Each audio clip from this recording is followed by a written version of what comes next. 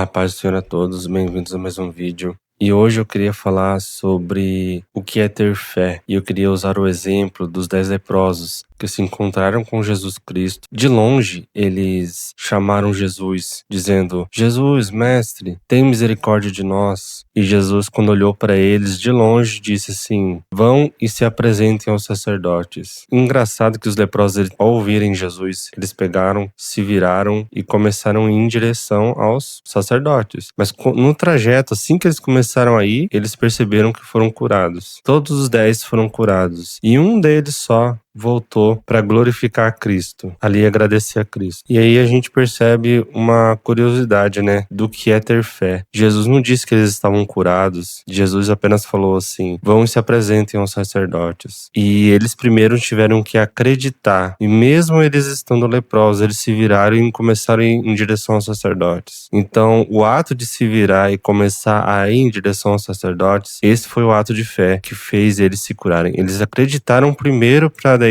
a cura acontecer. Então, a pessoa ela é curada quando ela acredita, né?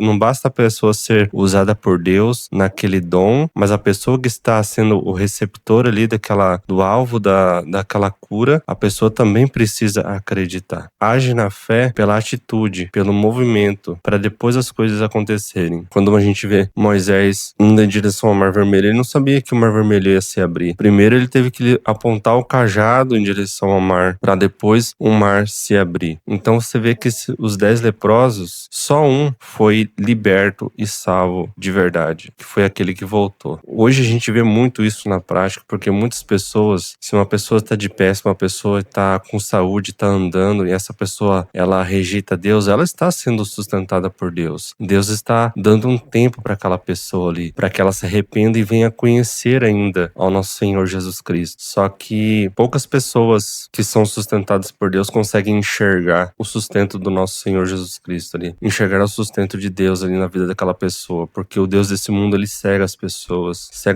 com as coisas do mundo. As pessoas não querem negar a si mesmo, pagar um preço de renúncia para seguir a Cristo. Temos que negar a nós mesmos as vontades da nossa carne para buscar a Deus, e tudo que Deus quer é que nós busquemos Ele em primeiro lugar, e o resto das coisas não serão acrescentadas. Esses 10 leprosos é um bom exemplo do que é ter fé. Primeiro eles acreditaram e tiveram uma atitude. E aquela pessoa que voltou foi a que foi salva, foi a que enxergou o sustento do Senhor Jesus Cristo. Os outros viram que foram curados, mas não voltaram para agradecer. E é isso que nós aprendemos com essa passagem. Busquem a Deus em primeiro lugar para que você enxergue o sustento do nosso Senhor Jesus Cristo na sua vida, tá bom? É essa a palavra de Deus hoje. A paz do Senhor a todos. Até a próxima.